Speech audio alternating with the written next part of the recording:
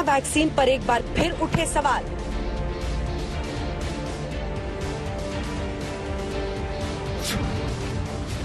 पूछ रही है कांग्रेस, क्यों डाला बछड़े का सीरम?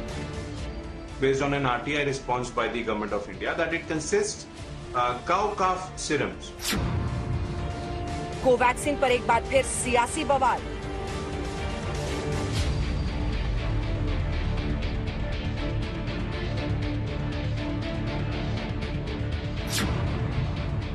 बीजेपी बोली महापाप है महामारी पर भ्रम।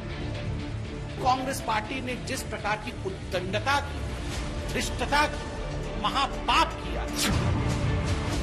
कोरोना ने जनता को किया बेहाल।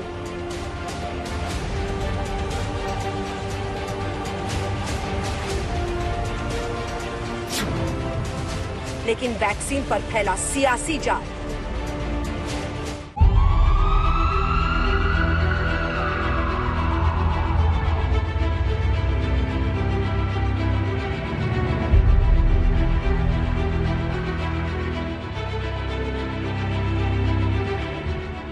कोरोना महामारी के खिलाफ देश एक युद्ध लड़ रहा है।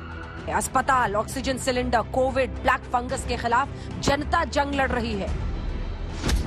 राजनीतिक पार्टियों में स्वदेशी वैक्सीन कोवैक्सीन को लेकर विवाद खड़ा हो गया है। कांग्रेस कार्यकर्ता गौरव पांधी ने दावा किया है कि आरटीआई से मिली जानकारी के मुताबिक कोवैक्सीन में बछड़े का सीरम है। गौरव पांधी ने लिखा कि सरकार को लोगों का भरोसा नहीं तोड़ना चाहिए। पांधी का दावा है कि मोदी सरकार ने आरटीआई में माना है कि कोवैक्सीन में गाय के नवजात बछड़े का सीरम है। पांधी ने इसे आपराधिक करार दिया। कहा यह जानकारी सार्वजनिक की जानी चाहिए थी। कांग्रेस पार्टी ने इस पर केंद्र सरकार और भारत बायोटेक से सफाई मांगी। भारत बायोटेक का कहना है कि उसकी वैक्सीन में बछड़े का सीरम नहीं है।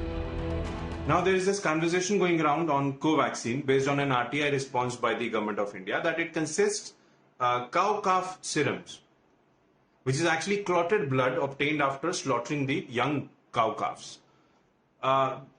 Government should not betray the faith and belief of people. That people should go for the vaccines, yes. That's the only way to defeat the pandemic. Keeping all our faiths and beliefs aside, we should go for the vaccines. But it is equally important for the government to not betray the faith and belief of people. इस सवाल पर अब सियासी बवाल छिड़ गया है। Congress party और बीजेपी आमने सामने है। कांग्रेस पूछ रही है कि सरकार सच बताए और बीजेपी कह रही है कि कांग्रेस ने वैक्सीन पर दुविधा फैलाकर महामारी के बीच सबसे बड़ा पाप किया है। आरटीआई में जो तथ्य सामने आए हैं उसका उत्तर सरकार को और भारत बायोटेक को देना चाहिए।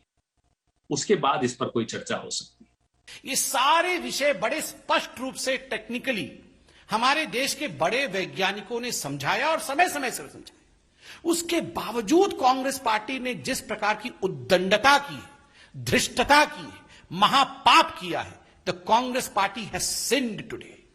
ये पाप से और सिन से कम नहीं।